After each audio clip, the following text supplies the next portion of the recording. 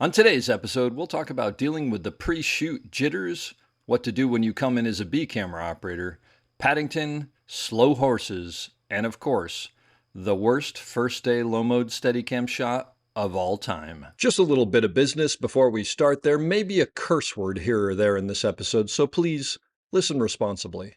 As always, our website, theop.io, is up and chock full of tips, tricks, and gooey operator goodness. Make sure to check out The Breakdown, where the best operators in the biz explain shots they have done, The Musings, where we discuss everything from quick tips to larger concepts of storytelling, the answers, the images, and so much more. I may or I may not take a break or two during this episode, but I promise that none of them will be longer than 22 seconds. Finally, if you are enjoying the podcast, please follow us, write a review, share us with your parents, and talk us up around the water cooler with your friends. So grab a beverage, sit back, and enjoy the op. Thanks for listening. Lock it up, nice and quiet, and let's roll. Rolling. Victor 30 Echo, take 2. Hey, Mark. Hey, Mark. And camera set. And action.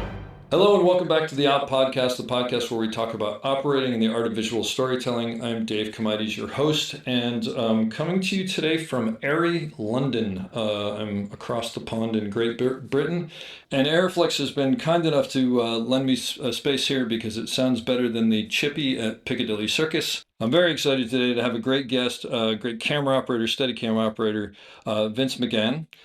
Some of his credits, but not all by any means. Slow Horses, which I still have yet to see, but I hear amazing things about. Fantastic Beasts 2, Ready Player One, Paddington, Legend. The list goes on and on. He has been nominated for operating awards for Sherlock Holmes, A Game of Shadows, Fantastic Beasts, Stan and Ollie, and Slow Horses. And he also won the BSC Operator of the Year Award for Slow Horses. Vince, thanks for being here. No, thanks for having me. Nice to meet you. So tell me, what's your story? How'd you get here? How'd you become an operator? I get to be an operator? Yeah. It's probably my own fault, I think. That bad, huh? Well, yeah. I mean, when I came to elite school and I was going to go to college, I decided that I kind of wanted to do something I was interested in. There you go. Rather than, kind of a more normal kind of subject. But and I'd always been somebody who'd been interested in movies. I'd always gone to the movies as a kid from as long as I can remember, really. Yeah. So I decided I want to try and do something like that. So I went and found a college in York, where I still live. Okay. And did a little kind of film and TV degree there, but it was very small. Yeah. And because I had no kind of real experience of anything, it was small. But as I was there, it kind of expanded into a bigger thing while I was there. So I kind of grew and grew, and I kind of did that, and then when I left there, I got a job with a local company that did, well, what do we call them then? Industrial films. People called corporate videos these days. Yeah, sure, yeah. So I did that. Actually, strangely, I was actually employed as a trainee editor. Oh, really? On video. Yeah. Everything was video then. Videotapes back then? Videotapes, yeah. I mean, at college, my first thing we ever shot at college was on half-inch black and white video. Wow. Reel to reel. Oh my gosh. Where you would go out and shoot with a little black and white camera with a cable to a man-pack recorder on your back. Oh yeah. And then you come back, put it on two spools of two reels of tape, and to edit pictures together, you had two machines. Yep. You had your record and your playback. I remember and you had to line up, wind it all back 10 seconds. Oh my gosh. Press play. And if you thought you were going to hit, if you thought it was going to come at the right point, you hit record on the thing and hoped that was right. And that's what we did for the first thing. Anyway, so the company I worked for used to make these corporate video things, and I got taken on because I'd had some dealings with the same company when I was at college because they used equipment and stuff. We'd shared equipment out, and I'd done a little camera thing with them because I had a little 3-camera OB unit at the college, and they hired it once, and they wanted some students to run the cameras. So I'd done a bit of that. Anyway, by the by, etc. They ended up giving me a job. So I left college on the Friday, started work on the Monday. Oh, there you go.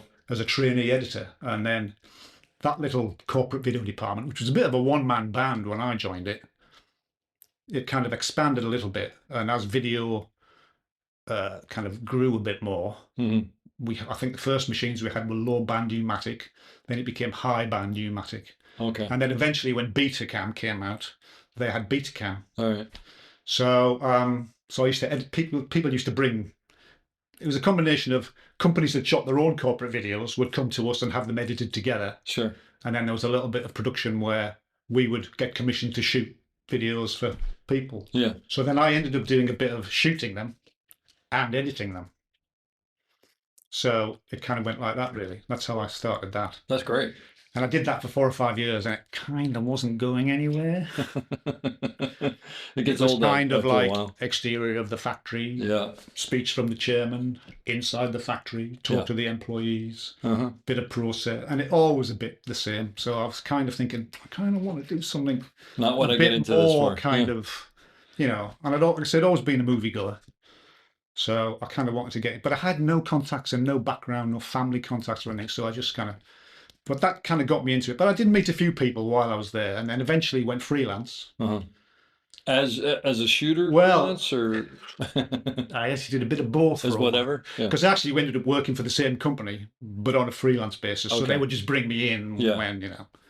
So that kind of went like that. And then eventually I realised in the big bad world that you have to decide whether you're going to be an editor or a cameraman, operator, whatever. To be taken seriously. And I thought, you know what, I actually quite enjoy being out on the road and shooting stuff. So so that's why I stuck, really. And then I met a few people and, you know, kind of did a few freelancey jobs, and then they seemed to like what I did, and it kind of built from there. But it was still the same kind of thing. Yeah. So I thought, oh, what am I going to do? Anyway, of course, at college is when I was at college is when The Shining came out. So of course that was the big Steadicam thing. I kept thinking, oh, that's interesting. Yeah. I've not seen that before. Yeah. So then I thought, what can I do? Do you remember seeing it? Did you understand what it was, or did you just understand this is different? And I think I want to did learn more? because I don't know what happened in the States, but when it was released here, the big film program, the big film review show that was on, the Barry Norman show that used to be on film, whatever it was. It was like a TV show that was a reviewed TV show films. every Monday night. Usually there was like a half-hour TV show with films reviewed. Okay. That were coming out, and so when The Shining came out, the Beeb actually showed the little half-hour behind-the-scenes thing. Oh, sure. At the I think it was either before or straight after. So you got a sense of what it was all about. Then. Yeah, and that's got those great shots of Garrett running around, and So, oh, that's really cool. So that was it. So I always kind of had this thing in the back of my mind. So I'd met 1 or 2 people working freelance as a video camera operator, and then I said to a guy who I'd met doing something who was a freelance for the Beeb, for the BBC, doing stuff, and he'd done dramas and bits and pieces. So I kind of knew he had some knowledge. So I quizzed him. I said, "What do I want to do if I find out about Steadicam?" And he went, right. What year is this? This would have been 86-ish. So it's not like there are a ton of Steadicam operators around. Well, yet. so what I mean, there's happened some, but so this guy said to me, "Well, the person you need to speak to is a guy called John Ward, who at the time was kind of Mr. UK Steadicam." I've heard of his. So he did a little bit on The Shining. No, he did Full Metal Jacket. He did Full Metal Jacket. Yeah, okay, yeah. All right. So I can't remember how now, but anyway, I ended up getting his number. Okay. So basically, he was based in London and so on and so on, and so I basically just rang him up and said, "Hi, you know, I'm interested in finding out about Steadicam." And he said, "Oh, well, if you're ever in London, come down and I'll give you a play." That's great. And I was like, "Okay." So I probably waited a week or 2, and then rang him up and said, "Oh, actually, I'm going to be in London next week." How old are you at this point? How old am I? Well, that would be so that would be 86-ish probably. Yeah. So I'd be 36. Oh, okay. All right. So is that right? No, 26. 26. So that sounds more right. That sounds more like it, doesn't it? Yeah. Jesus. Yeah. But I hear you. But you're. So yeah. So cut to, we're in his back garden, and there's John. So and at the time you were saying about Steadicam. So at the time he said to me, I always remember this. There are 12 Steadicams in the country. Wow. And I own 3 of them.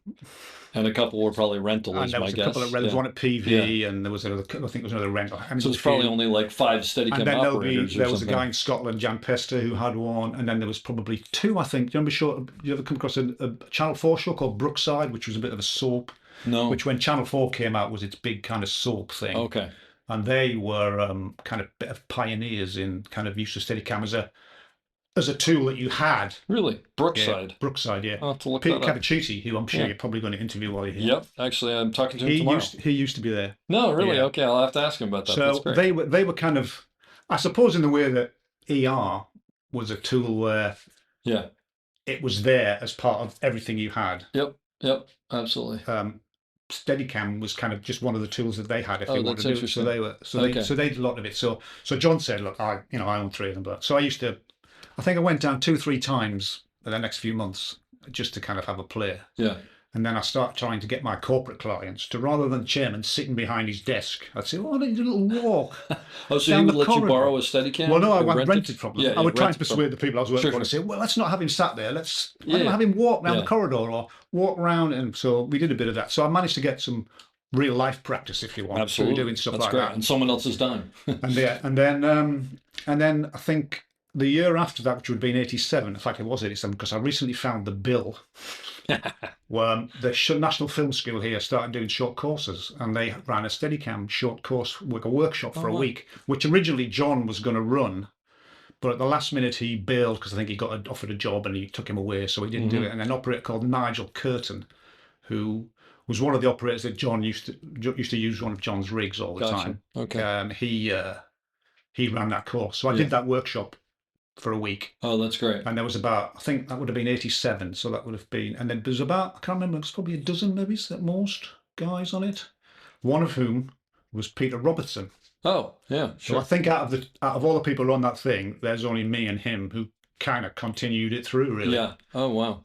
So that's funny. Huh. So they did that, and then I kind of carried on trying to find stuff to do, and basically just telling everybody that I was a Steadicam operator. Yeah, sure. Yeah. Well, there weren't that many, right? Yeah, So exactly. And then there were times, so then John, I would rent a rig off John if I needed it, if I got the gig. This was was it a Model 2 or a Model 3? Model 3, okay. And then I think about 2 years after that of doing this, bits and bobs, still continuing on doing the same sort of work, John rang me up and said, "I'm thinking of selling one of my rigs, so if you're interested, you can have first choice on it." Yeah. So I ended up buying a second-hand Mark III from John. Okay. Which was a bit of a major number. Yeah. Which was quite a lot of money, even second-hand in those days. Well, there weren't that many around. There weren't that many around, and so cut to me and my now wife, then girlfriend. We bought a house about 2 years before, our first house, and we had to put the house up as security for the loan. Oh my God. Which, of course, I'll be ever eternally grateful to her for, because Absolutely, I kind of thinking there has to be that moment where you're like, going to does this happen. really make sense? Does this really make sense to do this? But you got to believe in yourself to do something. So basically that's what happened. So, and again, like I said, I recently was having a big clear out of masses of old paperwork in the attic, and found the invoice from the short course, the National Film School, and the invoice from John for the Steadicam. Do you remember what you paid for it? Do you mind me asking?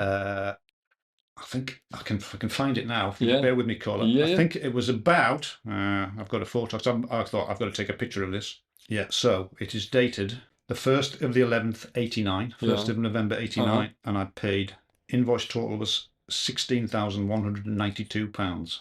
Oh, that's actually less than I would have thought it was. That was for an arm vest and... That's an arm vest and a sled. I'm not sure what the exchange rate was, so I'm not sure about American dollars, but that's less than I would have thought. And the arm and the Still vest... a lot of money. And the arm and the vest were, John said, were the ones that he rented out. One of the pair that he rented out to aliens to use... For the guns. For the guns. Oh, that's great. Oh, how cool. Oh, that's the vest had been completely rebuilt. No, but still, it's a piece of history. The pads and everything had rotted. Oh, that's so great. The vest had been refurbished, but the arm was one of the arms. For anybody who's listening who doesn't know, and I'm guessing everybody knows this, it's, what was her name? Vasquez, I think, was the name of the woman. Vasquez and somebody else. But they wore actual vests and arms, and they had like guns mounted on them, right? Yeah, that's amazing. You know, Garrett once told me, Garrett Brown, the inventor of Steadicam, he once told me that he was contacted by the military, maybe because of aliens, or maybe it was before aliens, because they wanted to use it for that technology for like sharpshooters and stuff like that. And he said, I don't want anything to do with this. You figure it out yourself. But that's really cool. Yes. That's very cool. So that's kind of when I started. So then obviously I now had a rig, and physically having the rig yourself meant that I could practice a bit. But whatever. Yeah, exactly. Well, you could get better at it. Yeah. I mean, and then just wearing it more often, and even if it's just with a brick on it, Yep. And so, how many Steadicam operators do you think were in England at the time? I don't know. I mean, just a handful. Still a handful. I mean, there's still people doing it. Yeah. But like I said, there wasn't very many rigs around. That was the problem. Sure. You have to go to Panavision to write. Panavision, I think did Panavision have 1 or 2? I can't remember. Yeah. But it's a long time ago. Yeah. So the course was in '87, and I bought the rig in '89. So let me ask you a question. Back then, how did you get the word out that you were a Steadicam operator? Because it's not like you had just the went internet. through. You just call people on the phone. The knowledge and any kind of film related magazines you could find, and you would just find lists of production companies and just call them and send them. Send do a mail shot, and do whatever and interesting. Anything you could really. Yep. And then there was a couple, and then just it kind of slowly started a little bit to be a bit more work, and then a local company that did commercials, they got in touch and I did a couple of little commercials for them, and just bits and pieces. I mean, and this time as well, it was I was starting to do film as well, which of course I'd never had really any real experience of, but I'd also done, because I realised, I thought, I can't just do video all the time, especially if I want to get into doing drama I got a narrative. Get a film camera on here some point. So I thought, all right, okay. So what I did was I did another short course at the film school, which was like a film familiarisation. Oh, just to learn the basics. So you got the basics, and you got knowledge of handling film, and they explain what everybody, better. And so, and of course, I've been on a few jobs where I realised all of this.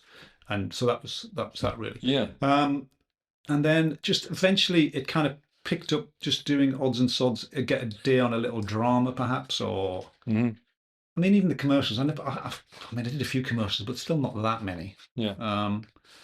And then where did we go from there? How did it transition? I don't really know how it transitioned. It just slowly. It did slowly. Sure. It was a very slow process. Yeah. And then eventually. You meet somebody who quite likes what you did, and then they get a break, and then they ask you to do another job, and so on. And so now, were you doing conventional operating back then? Those as well? I mean, I still did the corporate video things a little bit, which was conventional generally. Yeah, but not dramatic stuff. But not dramatic stuff. But then, as you do more and more dailies and things, occasionally they would say, "Oh, we're just going to pop off a quick shot. You jump on that camera, or we're going to rip this camera off the Steadicam and just jump on, and will you just operate it?" So that's how that kind of stuff. Yeah, so you really came into operating through Steadicam. Through Steadicam, yeah. I mean, I'd obviously been operating before, where I'd lit and operated all these corporate videos and things, but it was the dramatic operating, the narrative side, was more a little bit through. A little sidestep through doing Steadicam, where once they figured out that you kind of had an idea of how to frame things and react to what was happening and so on. So how long from getting your Steadicam until you got to the point where you could go on a set and feel confident that you could do what they needed you to do? Oh, well, that still working. I still have days like that. Don't we all? So then it became more and more I did more and more TV dramas, and then I had picked up a few pop videos and stuff like that, and it just kind of slowly built up, really. Yeah.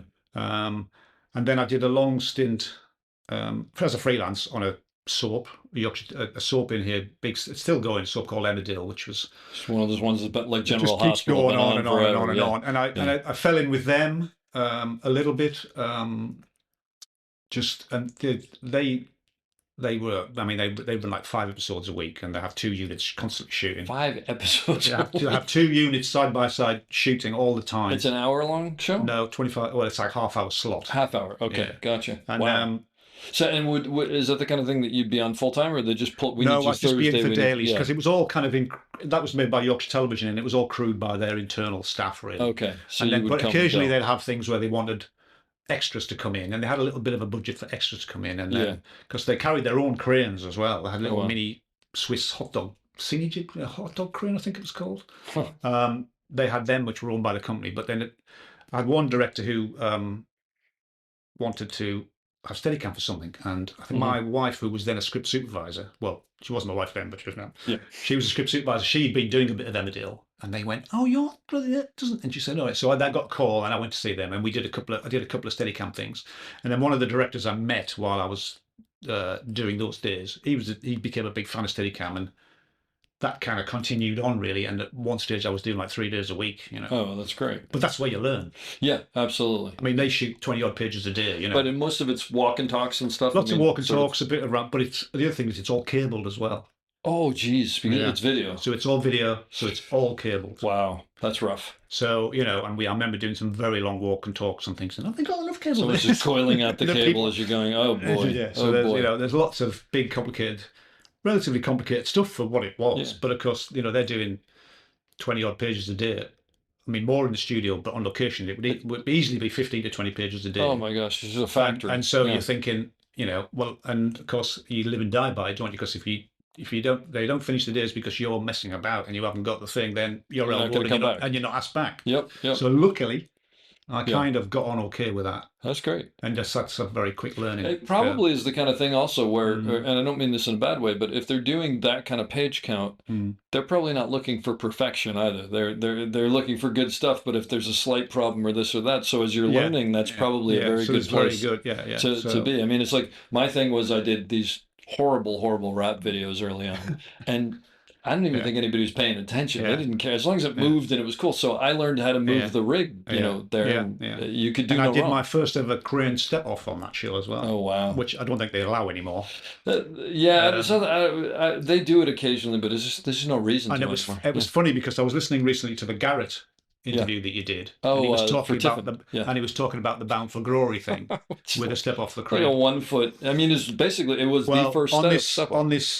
The platform on the Swiss cine jib. The one hot that they dog? carried Yeah, I you think the talking dolly about, was yeah. called the basic was called a hot dog, but the cine jib had a platform. It's like an octagonal platform frame in the with a bazooka post in the middle, with an operator seat off that. Oh yeah, yeah. So it was probably only 2 foot wide at most. Just enough for your feet. Just pretty enough much. for my feet. Yeah. And we did the first crane stuff I did was that, and it was basically me pressed up against the bazooka with the lightest of the other operators To hold you. sat on the seat with his arms around my waist or my legs, so enough so he didn't get in the way of the sled. Yeah.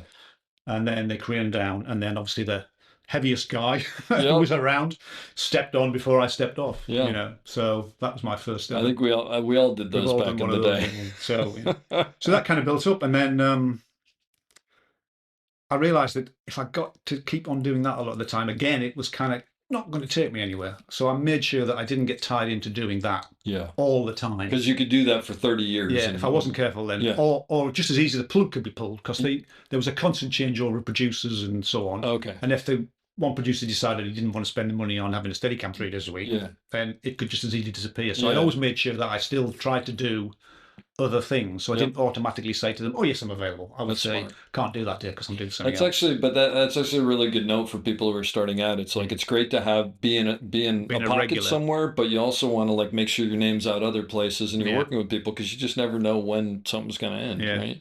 So and then the kind of start of the change was I got a phone call so it's thanks to Peter Robertson in a way, because he was on a film called Jude, a Michael Winterbottom film. Okay. He'd been stuff on that, which was shooting up near me, Uh-huh. because I live in York, which is, for those who don't know, 200 miles north of London. Oh, is that far? It's I in didn't realize Yorkshire, that. yeah. Oh, It's okay. in Yorkshire, yeah. All right. So I lived there, and they were shooting a bit further north from me, up in the Dales, the Yorkshire Dales, and he'd been on it, I think, for a while. Anyway, they'd overrun, I think, and he hadn't done the stuff we wanted him to do, and he'd had to leave for something else. I can't remember exactly the details. So on a Friday night, I remember coming back from the pub, seeing an answer machine message flashing on my answer machine. But on Friday night, come back from the pub thinking, "Oh, forget it." Who cares? Went to bed. Got up in the morning, listened to the message, and it was a production manager from his job saying, "Hello, we're shooting up in so and so and so. Peter's had to leave, and he's given us your name because he knows you live nearby. Any chance you were available today to come up and do it?" And I thought, "Oh my God!" So I rang this number. She said, "How soon can you get here?" I said, "Well, it'll probably take me, once I've loaded the gear, it'll probably take me an hour or so to get right on your way." And it's that easy. I love So I that. went and I did that, and that was Michael Winterbottom was the director. I went and did a bit of a day on that. Yeah. And the operator was a gentleman called Philip Sindel, who was a very nice guy. So I did a bit of a day on that. Anyway, never thought anything of it. And then continued on doing the TV drama stuff. Met a first AD on another TV drama. And then by the time, this we'll talk about what, 96 it would have been, summer of 96, then got a phone call. I can't remember the time difference between doing that day and getting this phone call. Got a phone call. Michael Winterbottom was doing a film. Would I be interested in coming along and doing it. Mm-hmm. And maybe it's coming on as the B camera and the steadicam. So the DOP was a gentleman called Daff Hobson, who was a name I'd heard because he used to work around the Leeds area, which is near York, where I am. Mm-hmm. And as it turns out, a gaffer that I'd met doing some corporate videos knew him as well. So anyway, by the by, my name had appeared from the first AD on one of the TV drama, who was going to do this film with Michael Winterbottom. And kind of one of those things of... Yeah, they heard it from enough people. Enough. So anyway, so I got this phone call, ended up doing that. So that was the first film that I did. Yeah. And you were the from B start to camera finish, and I was the B camera yeah. steadicam because Daff, the DOP, operated himself. Oh, okay. Yeah. Yeah. So that kind of started from there. So that was a film called Welcome to Sarajevo. Oh yeah. Oh, I remember that which movie. was which was 2 weeks in Sarajevo. Wow. Which was only about 6 months after the war had finished. Yeah. Yeah. And then it was a chunk of 3-4 weeks in Croatia and 3-4 weeks in Macedonia, and then it was all away. But then there was 2 weeks in London at the end. Was there a learning curve being on B camera? There was a little bit. I mean, like I say, doing TV dramas and being jumped on every now and then to do. You had enough of an idea. I had enough of it, right? But that was the job that kind of told me where I figured out how how a camera department properly works. Yeah, because there's all that politics of hierarchy and all that stuff. So that made me kind of made me figure out how a camera department is run. Yeah. And how it works and where you slot in and and that was the beginning of me thinking I should keep my mouth shut here, or shall I say something here? But that's a huge part of the job, right? It's not only what to say, but when to say it is more, and when not to say it is probably so I did that, and that was fucking hard job. Yeah. It's a tough job. Because of the locations, or because of bit of everything, really. I mean, Michael's I think his background was an editor, so he likes lots of material. So there's lots of coverage, and it was just the conditions and where we were. We shot 14 days on the trot in Sarajevo itself. Wow. Because that was we were only allowed to do that. Oh. I think it was financed by Channel 4, and Channel 4 said, you don't want to go there. Yeah. But Michael said, well, we've got to go there because it's in the title. So we went there, and we had mines specialists who would be going around checking the locations for mines. Wow, so it was that. Oh my God. Because like I say, it was still only 5-6 months after the war finished in that area. Wow. So there was all of that going on. Yeah. So that was interesting. I remember the mines guy giving us the talk and saying, if you see anything, he said, try and stay on the concrete. And if you're on any grassed areas, first of all, check that we have checked them. Yeah. And even if we have checked them, still keep your eyes open. And if you see anything fin-like sticking out of the ground, you better just come and tell. Oh my God. So there's a lot of that went on anyway. That's such a film business mentality also, because anybody else would think of that and go, what are we doing here? This is crazy. So that was, and that was film, that was 35. That was a movie cam compact. Okay. Oh, yeah. Wonderful camera to fly. A nice, good, easy camera to fly. Good, solid flying camera. Absolutely. So yeah. So that was my first kind of film that I did all the way through from start to finish. Yeah.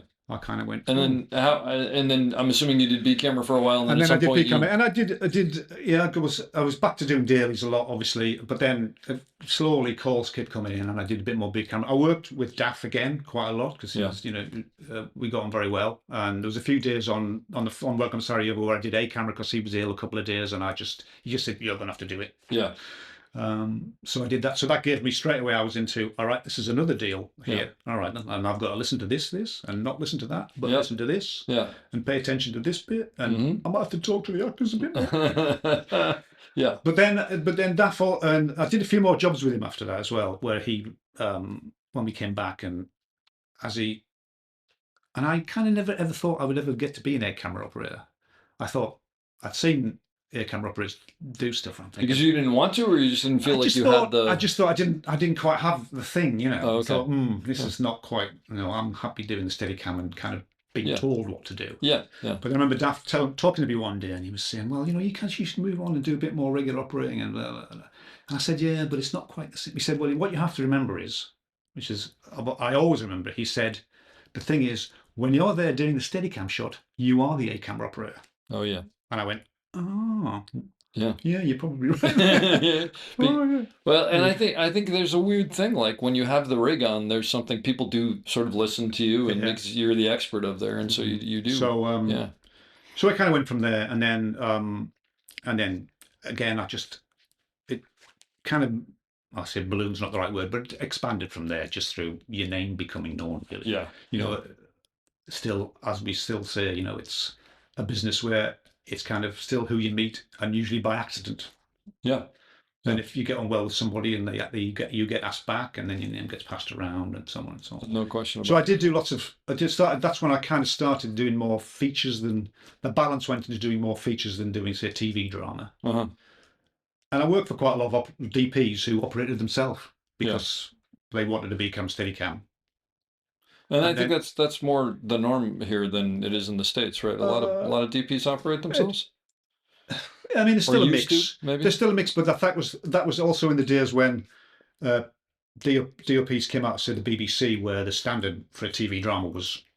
Oh, that was The normal. standard was there was a lighting cameraman who operated as well. You know. Okay. Gotcha. But then when they came out and they started getting bigger jobs, then sometimes they would have an operator, or some of them still like to do it themselves. Yep. Some of them are very good at it. Absolutely. Some guys who light and operate are very good at it. You know. Sean Bobbitt, who I've worked with, drives me nuts because, and I say to him every time, I'm going to get you off of a camera, and he looks at me and he goes, "Not as long as I'm working." Yeah, I know. Yeah, and I did a job with Sean. He probably can't remember. I did do a couple of days on a TV thing with Sean. Yeah, and he's a good operator. He's a wonderful man too. But I understand he would get he would absolutely lose his mind but sitting behind a monitor, and he couldn't do it. And I understand why. So, but eventually you obviously settled into a camera, and I think I carried on, and then through the Sarajevo thing, the focus puller on the Sarajevo job was a gentleman called John Conroy, Irish, who's now quite a well-known DP. I've heard of his name. Yeah, works a lot in American also. He was the focus puller on that, and through him, I did a few jobs in Ireland, and through. And met an operator called Des Whelan, who you've probably heard of. I'm talking to Des tomorrow. Talk to him? All right, okay, so I met Des, and through John and Des, I got a few jobs, and then because of that, I met Philippe Rousselot. Oh wow! Who Des started up doing a camera for, and John focus pull for, and then they did the Tailor of Panama. And I went up to Panama for the first week because they thought their grip gear wasn't going to turn up because it was coming out on a container. So I got this phone call saying, "Can you come out to Panama next week?" Yeah. So we don't have a dolly, so we need you. So I did a bit of Steadicam for them, and then through that, and then Des started working for Tim Burton, and then they asked me if I'd do Charlie Chocolate Factory with them. So through Des and John, I kind of met a lot of people and a lot of contacts, and the size of the job, the nature of the job sort of changed, really. Tell me about Charlie and the Chocolate Factory, because working with Tim Burton has to be a trip. I mean, it was interesting, definitely, and it was. I have to say, it was probably, even though I was doing the B camera, there was a few Steadicam shots, but very much a single camera show. That doesn't surprise me, actually. Yeah. And I always remember, we'd be lining stuff up, and he'd go he get his 27mm out on his stick, and he would line the shot up. And it was great. And then Tim Burton would he lined up himself with Philippe. Yeah, sure. And then Philippe would go, "Well, shall we put the other camera?" And Philippe would go, and Tim would go, "No, this is the shot I want. Why would I want to put a camera there?" I love that. That's great. I mean, it makes not much for you to do, but still. But then you get a chance to see how it all works. How Des would not run the floor, but how he would organise this, how he'd do a shot. We did those crane work, so I saw how. Well, you're learning from the best there. Exactly. So I saw all that. And you go, right. Yeah. So with Des, I did more jobs with Philippe, and then when we did Sherlock Holmes on the first one, that was with Des, and I did the B camera, and then when we did the second one, Des wasn't available, so Philippe asked me to do the A camera. Wow. That's high praise right there. That was all right. But the first A camera job I did was a film called The Walker, which was a thing directed by Paul Schrader. Oh, okay. Which was, I'd done a film a few years before called Stormbreaker, where I'd been the B camera operator with, and the A camera had been Philip Sindel, who had way back had done the original Jude thing. So I'd done various things with Phil as well. Like Shakespeare in Love, did Dailies on Shakespeare in Love with Phil. Oh, that's right, you did Shakespeare in Love. Okay. So again, Phil, another one who helped me out massively. And then on the DP on Stormbreaker was a gentleman called Chris Seeger, very nice guy, ex-BBC, who was kind of used to operating himself, liked to operate, but since he left the Beeb, started doing more features, and then it had an operator to do stuff. And we ended up doing quite a lot of Steadicam on that. It was like a kid's spy movie. I don't know if you probably may have heard of it. so we ended up doing lots of Steadicam, and I got on really well with him. And then I did a few other little things with him, second Unity things with him. And then he said, rang me up one day, he said, I've got this little film, 6-7 week film, Paul Schrader, and it's going to be pretty much single camera. Do you want to do the A camera? And I went, yeah. So I did that. So when was it overwhelming to be the only camera in the A camera operator, or what was the head it was game? all right because Chris was there and was very supportive. Yeah. And there was no aggro. It's a good way to And it was move very up. laid back. Yeah. And it was an amazing cast with Woody Harrelson was the lead. Oh, wow. Who'd been in Welcome to Sarajevo, ironically. Oh, okay. So you knew him already. That's good. And then it was Kristen Scott Thomas, Uh-huh. Lauren Bacall, Wow. Lily Tomlin. And it was like, oh my God. Yeah, these are big. These are exactly.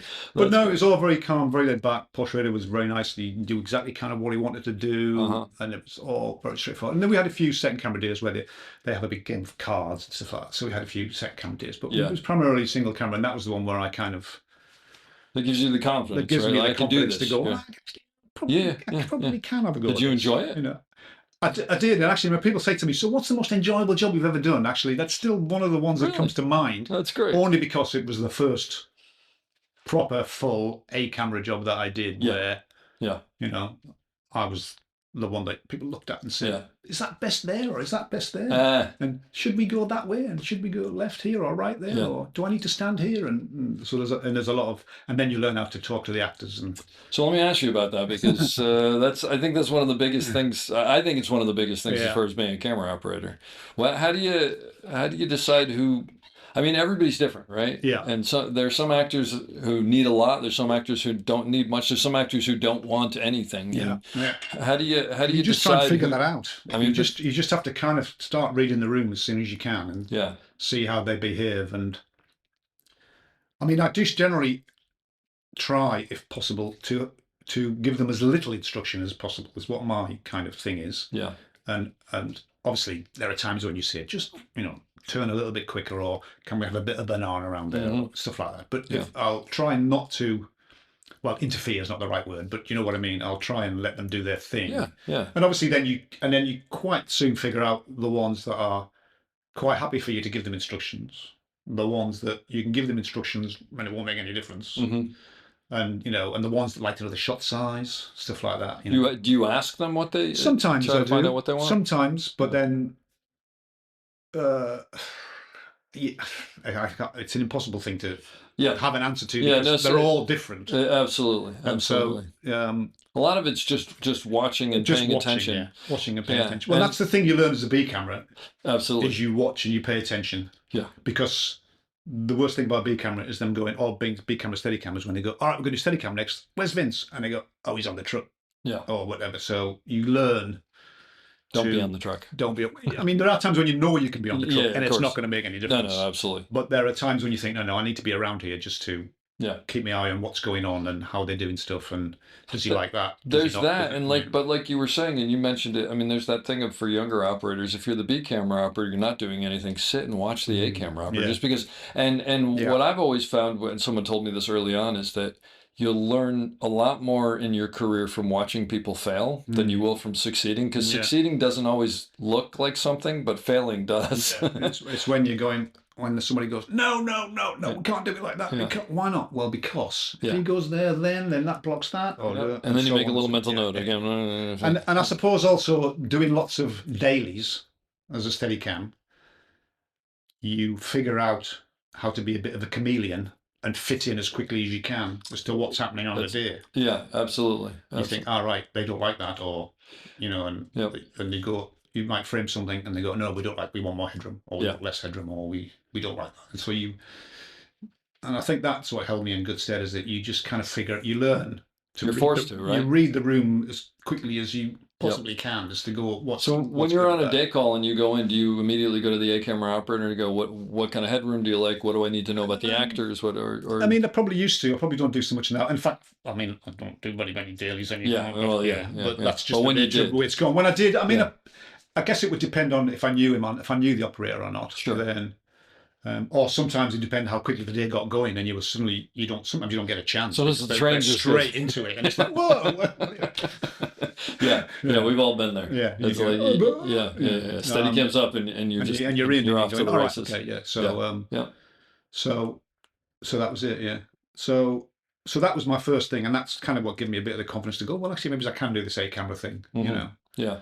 And then, like I say, then Philippe gave me a break to be 8-camera for him when Des wasn't available. What an amazing So that person was to have great. a break And, with. and he was fantastic, and he's a lovely bloke, and That's he's what I've heard. brilliant at what he does. He's amazing at what he does. And he'll soon tell you if he doesn't think it's right, but he'll just say, and even if he has, like we all have moments where we go, and he has one of those we all have these crazy moments. At the end of the day, he'll always say, thanks very much, see you tomorrow. That's wonderful. So can't ask for more than that. I mean, so reality is in the heat of the moment, things go however they go. Yeah. So you never pulled focus. No. So did it? What's your relationship? Well, now is different. But when you were coming up, what was your relationship like with the focus pullers? Well, like I said, because I'd done those couple of the familiarization with film courses where there were some focus pullers were on those courses who were kind of showing us the ropes kind of thing. And then being on a few jobs where you would turn up, I'd kind of just figured out, I thought, this is where he fits into the picture. Yeah. Yeah. And when we did Welcome to Sarajevo, when I saw John basically kind of running the camera floor, if you like, I thought, right, okay.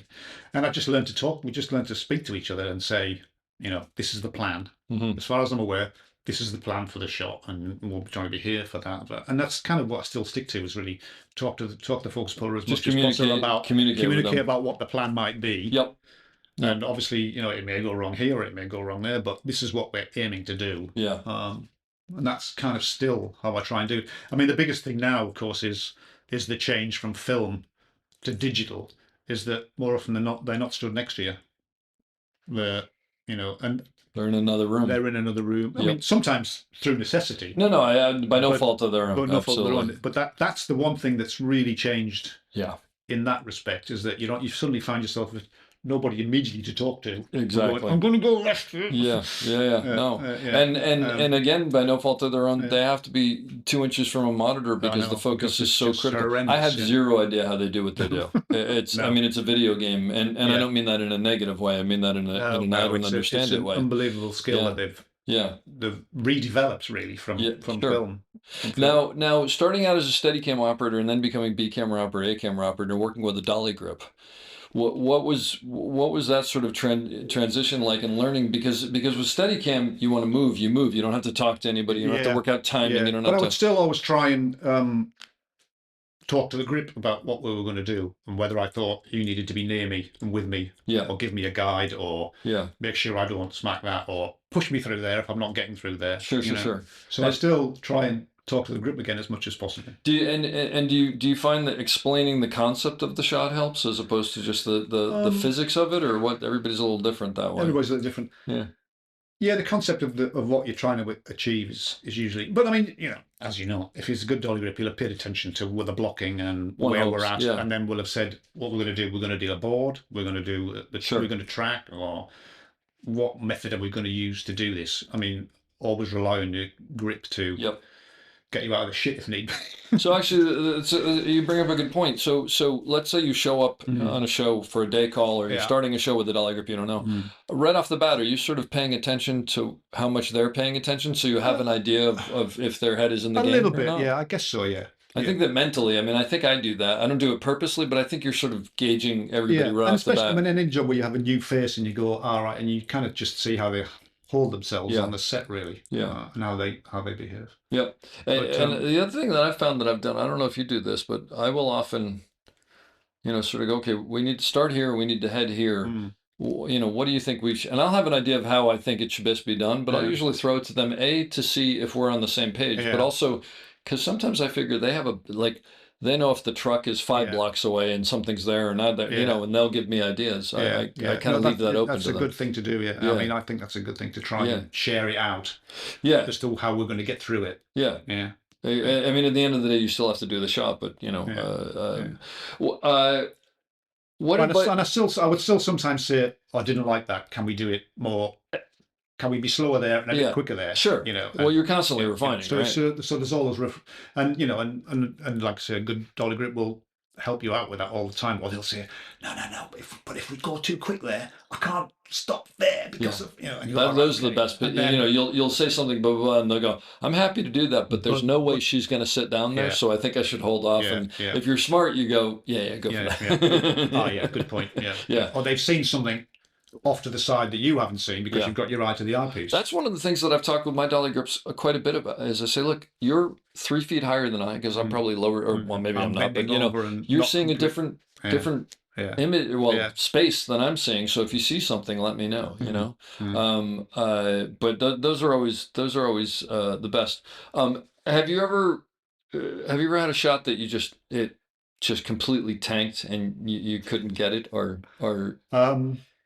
you don't have to talk about steadicam or otherwise, or anything. Whichever. The reason I ask is because I'm always interested when someone has failed, which I think everybody has. There is a shot which I've never yet achieved, I have to admit. I would say, and I want somebody to tell me how to do it. Okay. There's a crane where you're above. You've got a car coming in the distance. Yeah. And it drives up, and then what they want you to do is rotate as the car comes underneath, and it goes a ways. But not on a remote head, you're saying? Maybe you're low, and as the car comes, you crane up, and then you tilt down as it comes, and then as it goes away from underneath, you rotate round. So you're still going the same way. Never managed to achieve that, because I always forget that while I'm rotating round, the car's still moving. Yeah, I understand. I see what you're saying. Have you tried this before and been unable to do it? I've tried it a few times, and it's never quite worked out, because you can never get high enough to give you enough room to rotate, so the car tilts and the car stays in frame. Yeah. I know. I see what you're saying. I've tried that a few times, and it's like, wouldn't it be great if we could do this here? Maybe it's not quite as... And then you quietly talk them into some other idea. Well, maybe we just don't get quite as high. What if we were off on an angle? So anyway, that's one of those things. But the reason I was asking was, I mean, have you had times where you just, it hasn't worked out, and how do you mentally get pushed back from that and not let it? I did a Steadicam shot on a film years ago, which was the first day of the film. Yeah, which is always a tough day. And it was the first day of the film. It was a new DP. It was a newish crew that I've basically most people I hadn't worked with before, new director. And it was a massive old shot, and they built a hole in the set and everything, and it was just and it was low mode. First time I'd ever used XL2. Oh jeez. It was beginning of February. So it was the first job after Christmas. Oh, yeah, okay. So I was kind of like, you haven't been working every day. I haven't been working every day, and I was like, the muscle memory wasn't there. Does not sound like a recipe for success. And I think we probably tried. I mean, I won't explain the shot, and I won't tell you the film. Yeah. And I think we probably did it about 10 times, and I probably got to the end of it about 3. Oh, jeez. So, following an actor who was swift. Oh boy, this is up some stairs in the middle of it. This just gets worse and worse. And then ending up on a big close up of a radio dial. Oh my gosh! And it was just like, anyway. And I mean, the lads that were all, even the lads were going, it's fine, don't worry, it's fine, because they said, we know it's the first day, and the director wants something to send to the studio. Yeah, sure. Cut to a week later, we shot coverage of it. Oh boy. But so quite the reason I ask, because I think everybody has this in somewhere.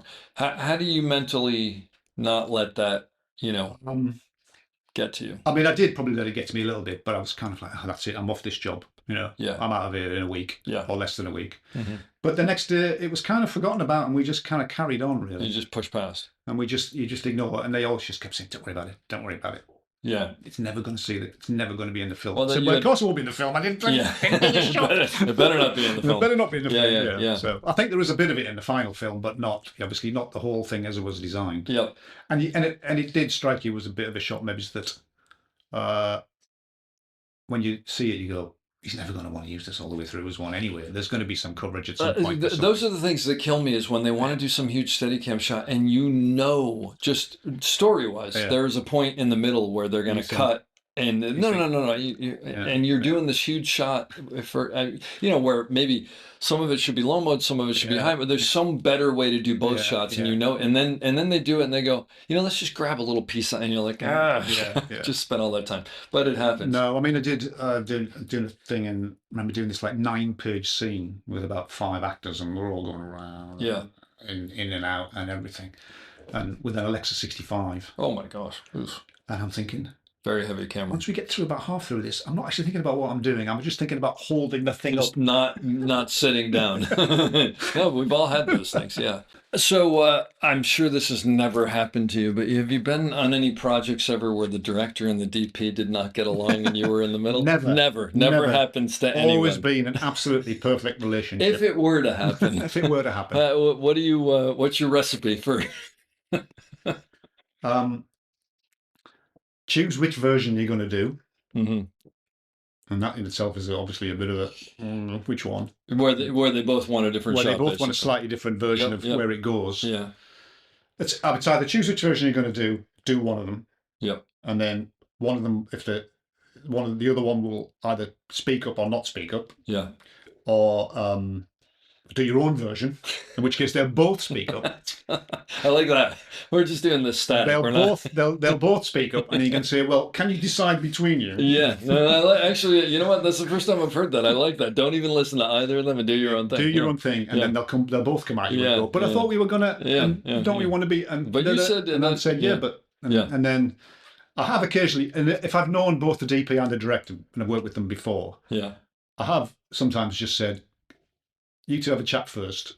Let me listen, and then tell me which one you want to do." Yeah.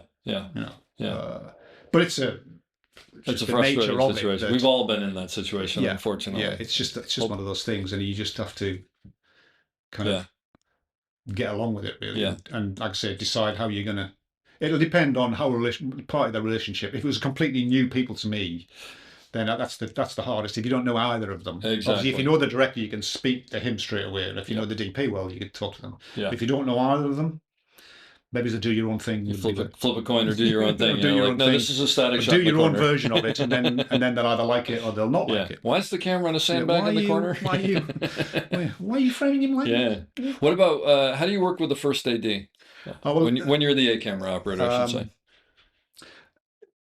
Weirdly, I don't know whether this is a common thing, but if I have an interview for a job with the DP, one of the questions I always ask is there a first AD on board yet? And who's it? It's so funny. I do the same thing because it'll make or break your show. Because there's a point where if it's a name you know, or off he got the DP says no, it's so and so and so, and I don't know, but he said no, he seems very together, and I mean, that's no guarantee, obviously, because you don't until you get on the floor on the first day, but whether or not it's going to work. No, I just try and impart as much information to them as we can, and obviously, like everybody, if they've paid attention to what the blocking is and so on, and people have discussed coverage, then you sort of get on with them and keep them a bit informed, or if there's anything about them, they'll see what's going on, whether it's progressing to a point where they can get into a rehearsal or a second team thing, as soon as.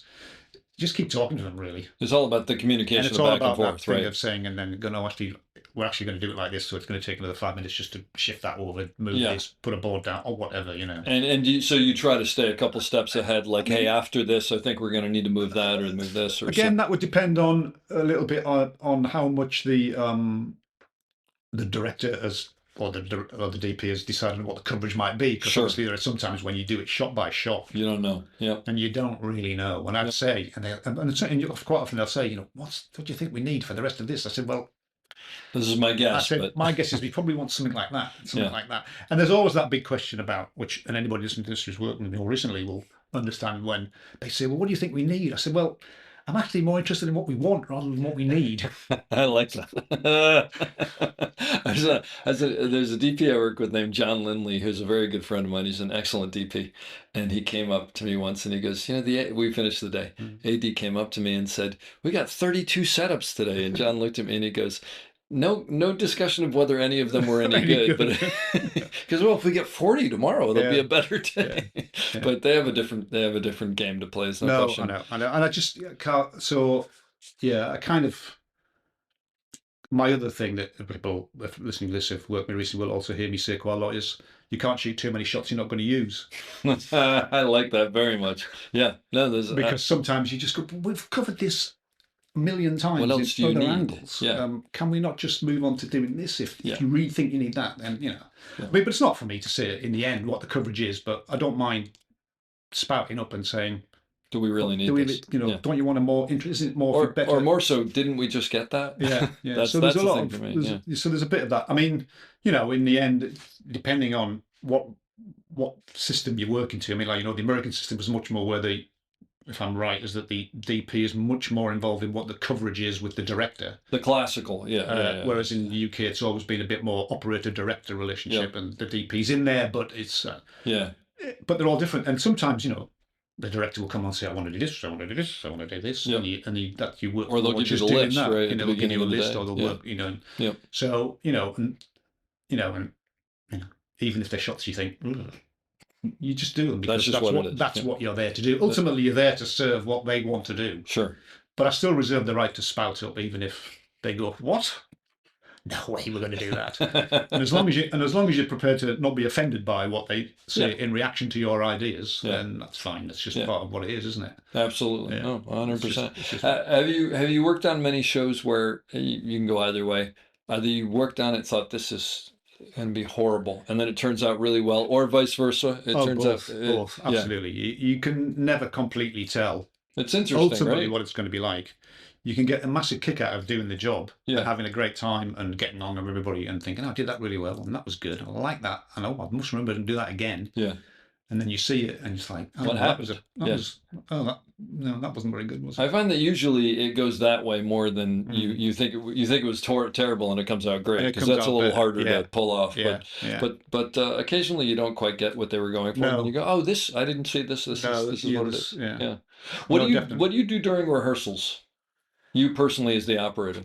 I don't know what I mean. What we seem to do here now is we have a director-actor rehearsal, which generally I'm not invited to. Yes, it's a 50-50 depending on the show and the director. But then we call it a private. The director's a private blocking and so on and so on, and then there's a crew show. Yeah. So then I come in with the crew show and see it, and then if there's a discussion, then sometimes a discussion then because the first's been involved in the private showing. Yeah. And then maybe the first might say, well, what we're thinking is there'll be something here first. We'll start with that, and there'll be a bit of coverage here. But I mean, depending on how long the scene is, it could be too many shots. So they probably only describe the first 2 or 3 potentials. But do you usually go in with a viewfinder and actually line things up, or? Again, that would depend on the director and the DP, really. I mean, yes, if certainly the first shot, I would say, right. So where are we going to be? We're going to be here. Yeah, and you want sort to of lock into something. To that, and then we're going to move, or is it, and we're going to go around here, and So I mean, just listen and suggest again if you think there's something to go. Well, can't we be more there? Because I think we'd see more of this, which would help you sell something that's going to happen later on, potentially stuff like that. Really. Yeah. Just it's a paying attention game, really. Yeah, it's a paying attention, and like we said before, learning when not to say anything or when to spout up, really. Yeah. And again, it all depends on the people, because there's some people I work with that I just go in and I say nothing because I know it's got to come from there first, and then I'll help mold it. And there's some people that I know that they're waiting for me to go, well, I think this should be great, and so it's you got to be a chameleon, really, to fit into both of those things. And then you don't want to upset the DP by suggesting something that he doesn't want to light. If you have an idea for a shot, do you always just go straight to the DP and quietly? Again, that would depend on the relationship you have with them. If they're both ones you worked with before. So it comes down to the relationship. I would quite happily just say, well, what about this? Yeah. Or that? And if it's not, and if they seem fairly confident that's what they want to do, then I'll go along with that, probably. Yeah. But still, like I say, I always reserve the right to spout up if I think I want to spout up. I'd be told off. Yeah. What about working with the boom operator? Yeah, well, I mean, again, it's another thing. The boom operator, the standby art director, and props guys, they're the kind of ones that... What was the second one? The boom operator? The standby art director. Standby art... We don't have... Oh, no, we have... So the standby art director in this country is like the representative of the production designer who's immediately on the floor. Oh, interesting. We don't really... Yeah. Well, I mean, we have the set... We have... There's sort of like there's the set... set dresser. Yeah. I don't know. Maybe that's a Maybe set it's a dresser. similar thing. Yeah. Okay. I got you. But it's someone who you can go, hey, can we move the refrigerator over or something or Or whatever. they might say, well, no, because the reason that's there is because of something that the designer has Some put in larger, place for some specific larger something. task, I see. some larger. Oh, that's larger interesting. thing. So they're really a So representative of that. That would be so nice they're to the have. designer's representative who's on the set with you. Yeah, I will say that with us, I've had situations where set dressers will say, I'll say, yeah, do whatever you want. Or they'll say, you know what, let me just call the production designer and check that because there was a note about that. So maybe that's kind of what we have. Yeah. But yeah, those three you're working very closely with. The boom up, I mean, you just have to talk to them and say, look, I think this is going to be here, or you're going to be shafted here because there's way too much headroom and you're not going to get in, or you can get in. This is where we can get to. Yeah. Or I'll say, when we get into the coverage, you're going to have plenty of time potentially to cover all of that properly, because God bless the boom ups always want to get in for everything, and that's fine. Yeah. And if they want to, and let's try and help them. Is what I say. I mean, I've never had a problem. I've never had a problem with anybody can come and look down the viewfinder and see what the shot is, as far as I'm concerned. Yeah. If somebody wants to come, because they'll quite often say, "Well, how wide are you here?" And I'll say, "Look, just have a look in here." Yeah, it's right here, and you'll get a much better sense of what it actually is, rather than me standing here and going, a bit over there to the right and a bit over there by that light over there. Yep. Yeah. So, and I will try and help them out as much as possible. The boom ups, yeah. Yeah, and it's funny because it's one of those things that at the beginning of a job, especially the first couple of rehearsals, I'll usually, if the boom operator's not there or they're not paying attention, I know I'm in trouble. But if they're there and then the second that it finishes, they're looking at a piece of glass or something, I go, okay, I'm going to be all right. The half of my job is taken care of there. Because the thing that drives me nuts more than anything is when we get into the first take and the boom operator says, well, how am I going to keep out of that glass or something? It's like, well, where were you during the rehearsal? Like that's while we were in the boards, the tracking in front of the glass. Yeah. That's doing a little showing you where to move. I mean, I can't even remember. Thankfully, I've gotten to the point where the people I'm working with, I can't even remember the last time, but it has happened in the past. What one of your favorite projects that you've worked on? You have a favorite or one of them? No. Okay. No, that's true. I mean, like I say, the Walker always is one that comes to mind. Mainly because that's right. That was because it was my first steadicam job. I mean, recently, Slow Horses has been amazing because I've done. Tell me about that. What's Gary Oldman like?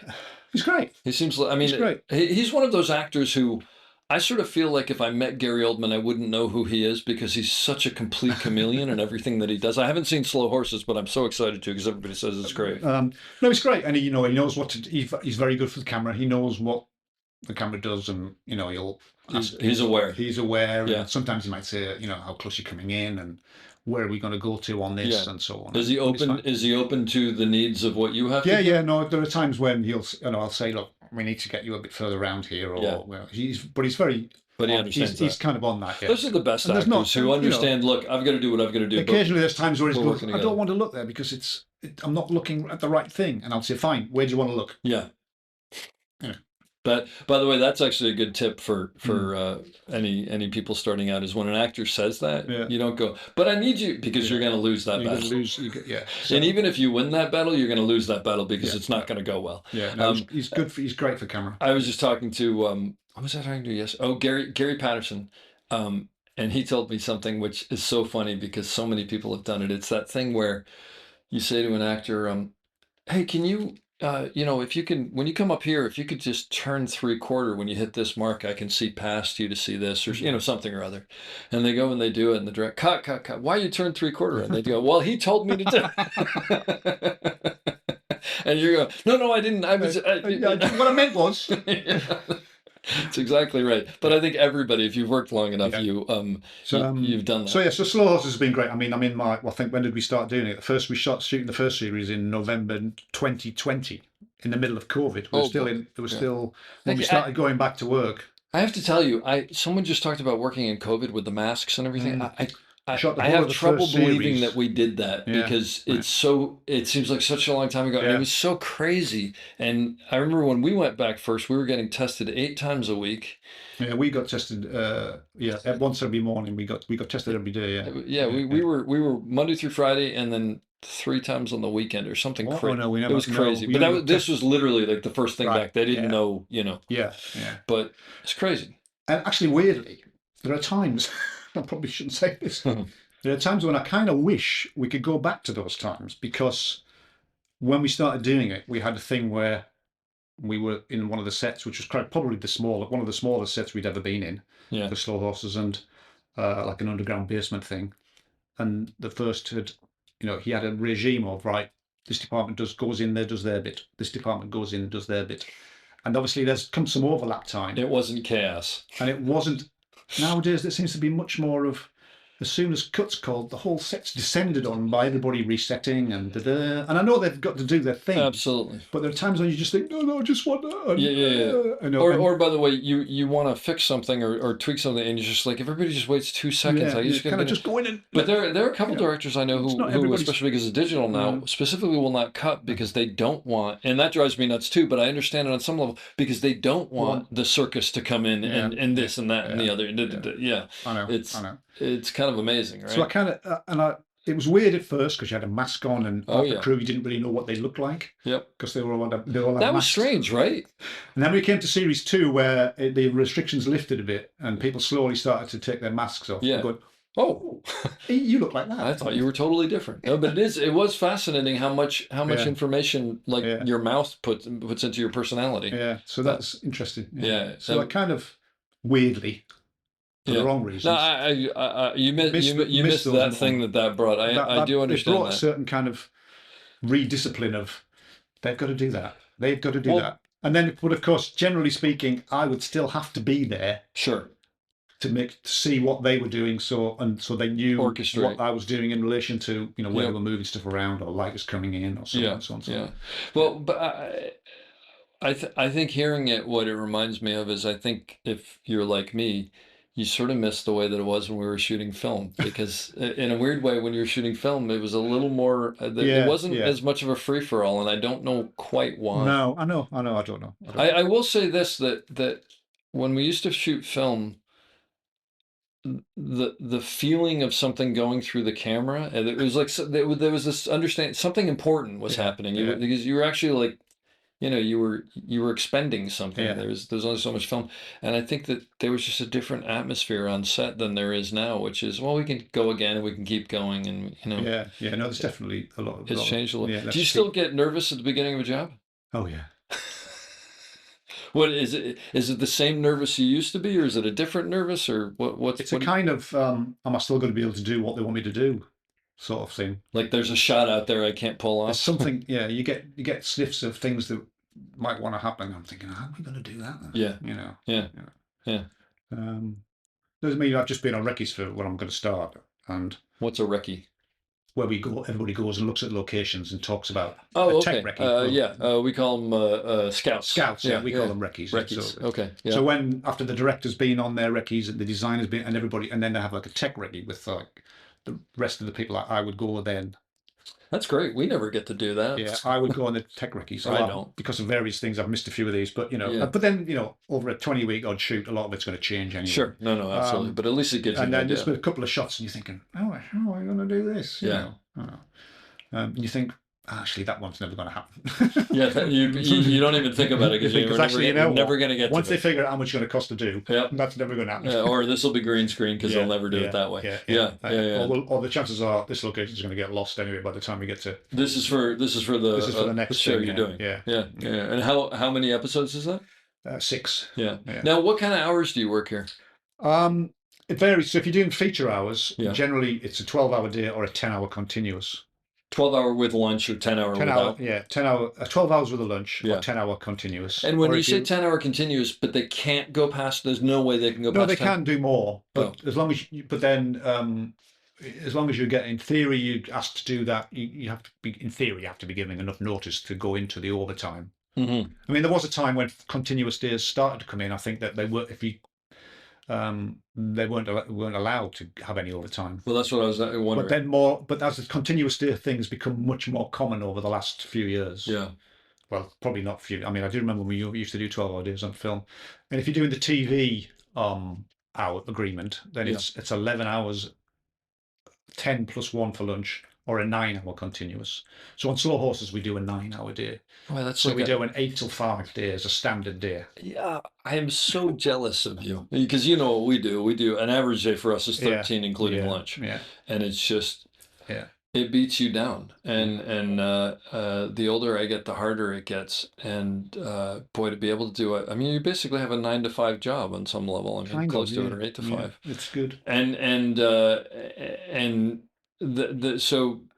But then will you turn around to nights if you have, like at the end of the week, will you do an overnight, or does that usually not happen? No, it doesn't usually happen. I mean, I got to move to England.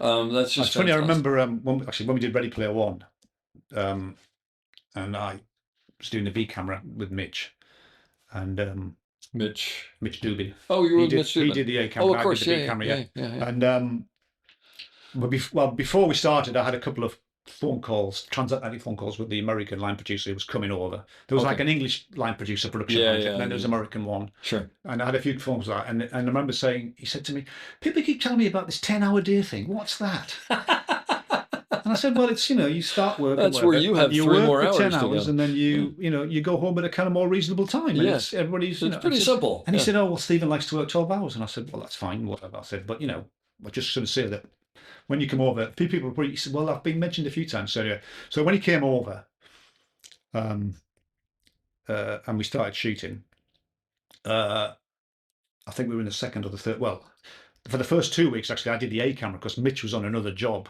Oh, it was over. And my last phone call before they came over, I spoke to him in the States, and then at the end, we'd been talking for about 40 minutes or something about what's going to go on, and it's Stephen and how he likes to work and all of that, the whole thing, Mm-hmm. And he said to me, all right, great, that's great. Well, I'll see you. I'm coming over in a couple of weeks, so I'll see you then, He said, oh, yeah, one more thing. He said, yeah, by the way, did you know Mitch isn't available for the first 2 weeks because he's something, so you're going to be doing the A camera. And I love it. I love that that's the by the way. Yeah.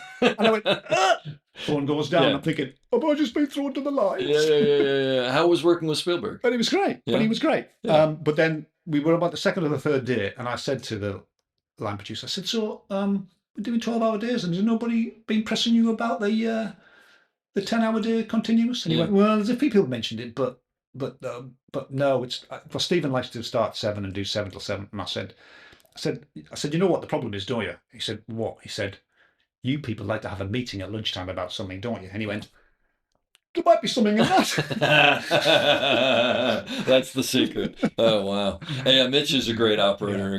Great. So I did the first 2 weeks, and then Mitch finished his other job and came on board, and then I did the B camera for the rest of it. Yeah. That's fantastic. But what was working with Spielberg like? It was great. I mean, I have to say that I've never come across anybody with such a brilliant way of just blocking a scene and composing the shot, really. It's so funny that you said that. And the decision making is his just blocking is just unbelievable. I mean, his blocking in his movies, I don't know where it comes from, and now you're telling me it comes from him, but it's amazing. And he'll have an iPad. He had an iPad, so he was always next to camera. Very rarely would he be disappearing to monitors. That's so great. I've heard this before. Yeah. Obviously there are times when he's on a crane or whatever, then he'd be on monitors, but then usually you'd be at the wheels next to him. Yeah. But his kind of decision making about, no, let's not do that. And if something wasn't working, his ability to just go, let's not do that, let's do this instead. Yeah. And collaboration wise, open to suggestions. Yeah, I mean, it was maybe it was an odd one. Maybe I'm speaking out of turn, and if he hears this, he'll hate me. I mean, I think maybe in another job he may have been a bit more prepped in terms of the coverage, but I think because for 7 weeks before we started shooting live action, they shot a lot of motion capture.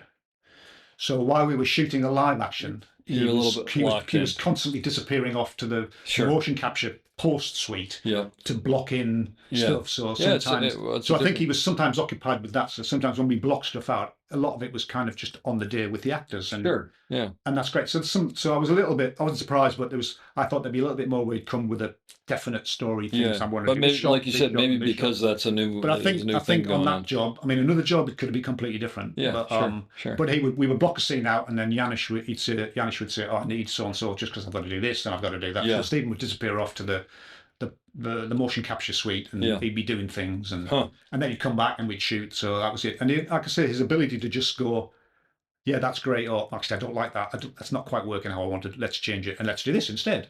That's There great. wasn't any dithering about. He would Yeah. just go, let's do this instead. That's amazing. And because he was next to you, you know, you would occasionally have like, plan more left, be more headroom and all of that. Yeah, so, of course, you know, yeah. which you would get anyway. Also, but by the way, it seems to me if Steven Yeah. Spielberg's telling you that, you go, okay, I'll pan left. I'll do that.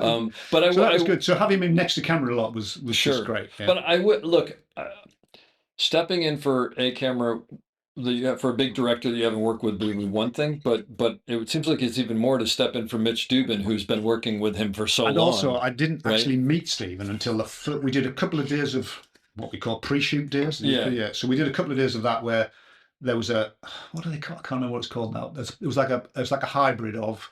It was a little bit of a set with an actor in a motion capture suit. Yeah. It was when we were doing recreations of The Shining stuff in the middle. Okay. All right. Yeah. And that was the first day that I met him. Wow. I mean, because I'd come straight from another job and we went straight onto it before. I never really got a chance to meet I tried to meet Janusz before and the timings didn't work out. And so I didn't really meet Janusz until like a couple of days of prep that I had at the studio. Uh-huh. And then, but Stephen was always in the motion capture suite. So then they came over to shoot these little bits of stuff. That's thrown right into the big leagues there. I mean, That's great. I have to say it's probably one of the weirdest experiences I've ever had because it being The Shining, which was, of course, was the thing that Oh yeah, that's right. Oh, I didn't got think me about into that. Steadicam, Yeah, thinking, like, oh, I'm so we're recreating it, yeah. recreating the bit in the bathroom in 237, and there's a little bath set and a back wall, and most of it's green, but there's a girl coming out of the thing, Yeah. and then there's one of the characters in a big motion capture suit, Right. With by the way, Steven Spielberg. with Steven so it's just next like, to me. This is And I'm thinking, What's going so on? here we are. So I'm standing here in Leavesden in the studio, That's great. recreating scenes from The Shining Yeah. with Steven Spielberg next to me, who calls me Mitch a few times, obviously. Well, because that's what he's used to. That's high praise. Right That's there. fine. Yeah. And then, so that was the first bit in the morning. And then in the afternoon, they've built, there's a little flattage, which is the lift doors that the blood comes out of. Oh, the blood. Yeah. And then they've got these twins that they've got as the twins that they've been training and who spoke in perfect harmony and everything. Wow. So we're lining up this shot of the twins in front of the doors, who are going to say, come and play with us, Danny. Yeah. So I'm there and I've got my active viewfinder and I'm thinking, there's something weird going on here. And I realise that Stephen's not stood next to me with his iPad. Oh. And I'm thinking, what's going on? Anyway, so I look up and off to my right, just off to the side of the set, is Stephen with his camera taking pictures on his iPhone. Okay. I'm thinking, this is odd. That's a little. So I look around behind me, and behind me is Kubrick's wife and brother-in-law, who was his producer. They're stood behind me, watching what's going on. Wow. And I'm going, this is just too weird. This is just too weird. That's great. What a cool story. This is just too weird. Oh, that's fantastic. And what were they jazzed that this was going on? I think they thought it was great. You know, Oh, that's but it really was just neat. like, this is just insane. Yeah, but that's surreal. This is melting my head. Yeah. That's surreal. Wow. Since you were talking about motion capture, I want to talk to you about you did Paddington. Visual Paddington. Yeah. So I'm assuming the bear was completely CGI. Yeah. So when you're shooting, is there something in its place, or are you kind of guessing where? Yeah. it No. is, We had a stand-in, a small person stand-in. Just to frame up on, frame up on and do some rehearsals with. Okay. And then so we would do some reference takes with them. With them. Okay. And then there was various Paddington kind of models. Yeah. You mean real kind of real like 3D world. bear. Yeah. An actual at the correct height, and they would occasionally be put in as references as well for these effects. Okay. And there was a head as well. So if you'd done close-ups, you could line up a head and rotate the head so they could see where the outline might need to be or not. So there'd be reference material of that. But you would still, but the shot would be clean of all clean of of that. it. So then basically, are you lining up on the real bear, thinking about, okay, my background, I'm framing this. You're essentially framing background almost, as if you're panning with the bear or something like that. Or panning with the bear, or if there's another character in it, you're using them to help you frame for where the space where the bear would be. Yeah. Does that? I mean, that must be odd. And it can be a bit of a mind. Yeah. Does it eventually become sort of normal? No, it never becomes normal. And then if it's quite a long take, especially if it was a crane as well, you'd be like, oh, I didn't even think about that on a crane. It would be. If you're on a crane, if there's anything tight, it would be. And you're relying on the grips to kind of give you the same trajectory every time. Sure. Stuff like that. And and I mean, obviously there was visual effects supervisor on the floor all the time then checking. Who would sign off Who on would it? say, yeah, well, we've got enough to put him in there. Okay, yeah. You know, all right, that takes slightly different from before, but there's room for us to put him in and so on. And, you know, they can always change stuff, you know, and we had a head that would rotate with it. Do you want to see one eye or two eyes, or should he be looking there, or should he be looking over there? And then are the people in the scenes doing lines with someone off camera who's reading the lines? What did we do for that? I can't remember, to be honest. I think quite often Paul, the director, read the lines. Paul or okay. He read the lines because it was definitely his baby, and he knew exactly what he was after. Yeah, it's an odd thing. I've done a little bit of that. I did some of it on Ghostbusters, but there wasn't a lot of it. And on Fantastic Beasts, we had lots of things flying around and everything, and you've got to kind of try and pre-program in, and they say, right, just do one, and let's do one clean with nobody in. Yeah, and you're going, but I was using him, who's walking over there. That bloke walking left to right over there's my cue. Let's take out everything that Vince is using to key off. And we just do a tile. Yeah, exactly. No, we want the crane. We want approximately the crane. Amazing. You know. But then it ends up coming out, and also because they can manipulate it so much in post. And I'll say, does it have to be the same speed? Can we do it a bit slower so we're kind of not, you know? And, but yeah. I mean, it's a wild business. It can be a mindfuck, to excuse my French. Do you enjoy that, or do you rather do straight up drama where the people are all there and the things? Actually, I haven't done one for a while, so it would be interesting to do one again. Yeah. I suppose. I've found the ones that I've done after a while, they just get a little tedious. It's a little bit, to me, more like you know, building things as opposed to telling stories, because I don't understand. It's not all there, you know. And then sometimes when you've got to say, well, it leaves a bit more headroom than you would do normally. It's like, no, this is the way I do it. I can't. I know, there is that thing. And then you have to force it. I was actually just doing a commercial where they specifically wanted a lot of headroom because they're going to mess around. And I had to throw away all of my instincts of how to land a frame and land higher, because in a frame I never would do, but it's of course what they want. So that you have to play those games. You have to go up and you say, is that all right? Is there enough in there for you? And then they're like, and you're like, this looks terrible. And they're like, we love it. And it's like, great, good. I'm here to do your job. Yeah, that's exactly right. You have a favorite DP that you've worked with, or DP you work with quite a bit? You're trying to pin me down to get into trouble with that. Get me in trouble with that. Get me in trouble with that. Favorite DP? I love them all. No. I mean, at the moment, I've worked a lot with Danny Cohen, who we've done Slow Horses with. Okay.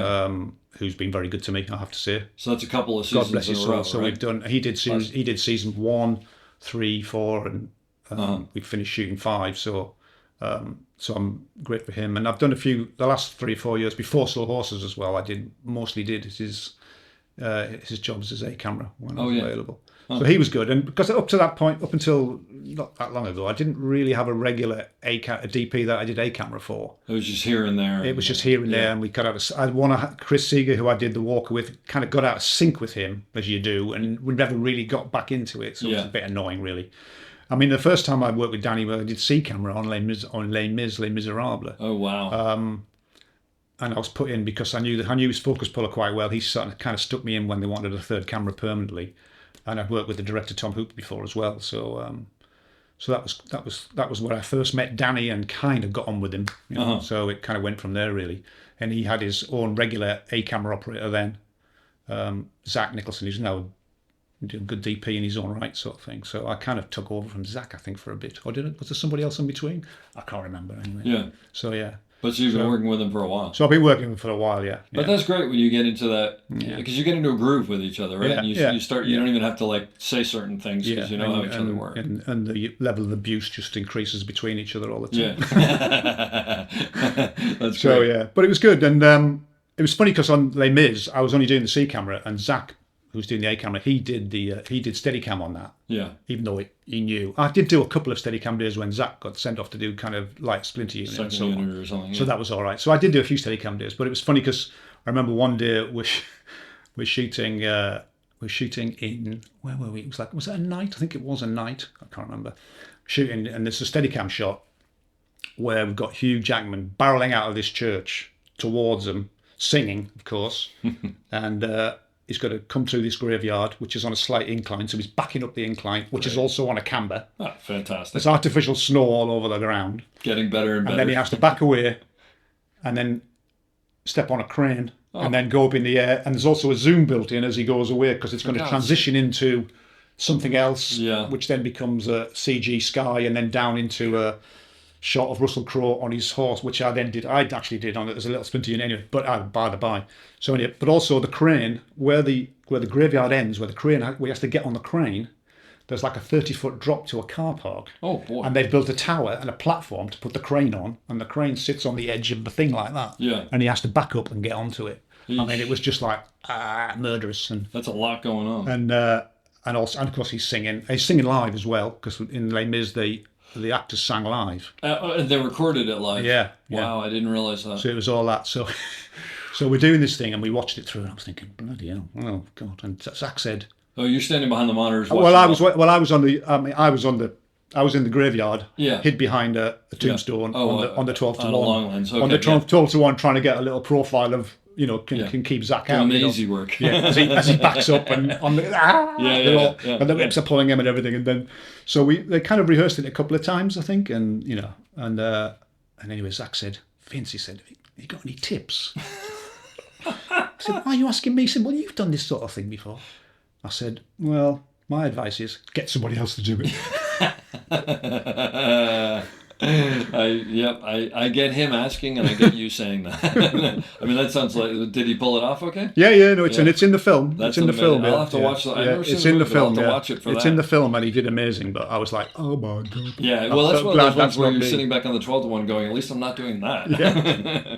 But yeah, I haven't done a lot of things where I've been on another camera, but in this been Steadicam. But the couple that I am, it is actually for me.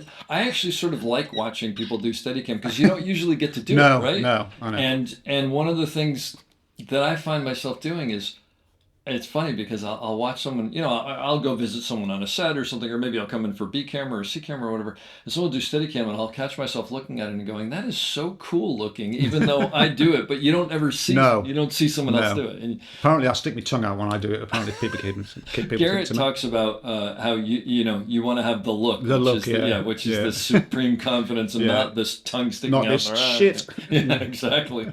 But he's pretty classic about that. Yeah. Well, listen, this has been fantastic. Thank you so much. There's so much great information here. I'm going to leave you with the question that I leave everybody with. Advice that you have for someone getting into the business now, or advice that you wish you had when you were younger on how to succeed. Oh, how to succeed? I don't know. I mean, it's a case. You have to be persistent, I guess, really, and just keep plugging away, because if you really want to do it, in the way that I was lucky that I found that John Ward just didn't say, well, who are you, sort of thing. He just said, go come down and have a play. That you meet somebody, or you've got to just plug away till you find somebody or something that will give you that thing that takes you to the next stage, if you like. Because it's never going to be quick. It has to be you have to build it up. Be persistent, really, and be nice to people. I mean, I know it's easy for me to say now because I've been doing it for a long time, but, there was a time when I would have taken any job, no matter what the thing was like, because you want the experience. And those jobs do give you lots of experience on how to deal with those situations. But in the end, you just want to work with nice people who you get on with. And you feel like you're doing an okay job, and everybody appreciates what you do and you appreciate what they do. I hope you enjoyed that as much as I did. We'll be back soon with another great episode. Don't forget to check us out on theop.io for all sorts of information on operating and storytelling. So thanks for listening, and have a great day.